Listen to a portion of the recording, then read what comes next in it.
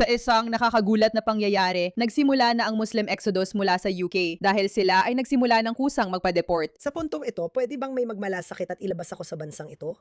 Para sa lahat ng mga taong patuloy na nagsasabing ipapadeport nila ako. Literal na hinihiling ko na ngayon. Pwede mo ba talagang gawin yon? Kasi oo, gusto naming ipadala mo ang iyong address, pangalan at impormasyon. Aasikasuhin namin yan, mahal. Sa takbo ng lugar na ito, sa takbo ng bansang ito, sa takbo ng lahat natin na parang wala na tayong pag-asa. Wala na tayong komunidad. Wala na tayong pagkakaisa.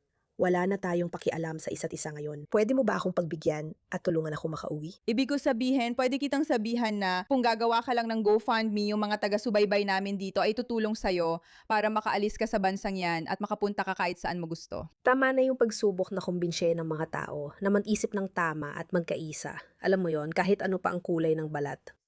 Parang ang hirap talagang pagkaisa yun ng mga tao. Kaya tapos na ako. At oo, pwede bang may tumawag malam sa home office at ayusin na mapauwi na lang ako agad? Parang, whoosh, pauwi na ako. Alam mo, ang irony talaga nito ay, syempre, kailangan ng ibang tao na alagaan siya at gawin ng lahat para sa kanya. Hindi niya kayang mag-book ng sarili niyang tiket at lumipat. Kailangan niya ng ibang tao na mag-alaga at gumawa ng lahat para sa kanya.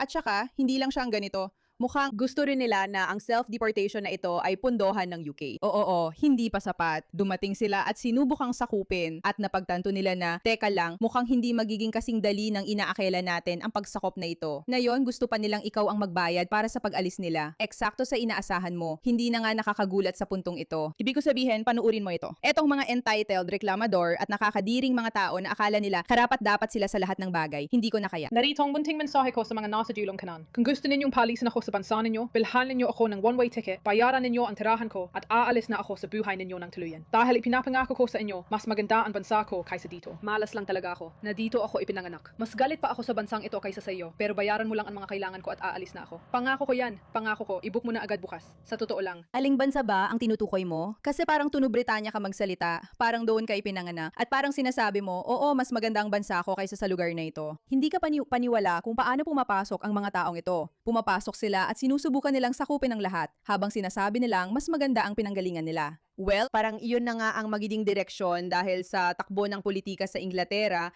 naghalal sila ng isang katawa-tawang tao or hindi naman talaga siya nahalal.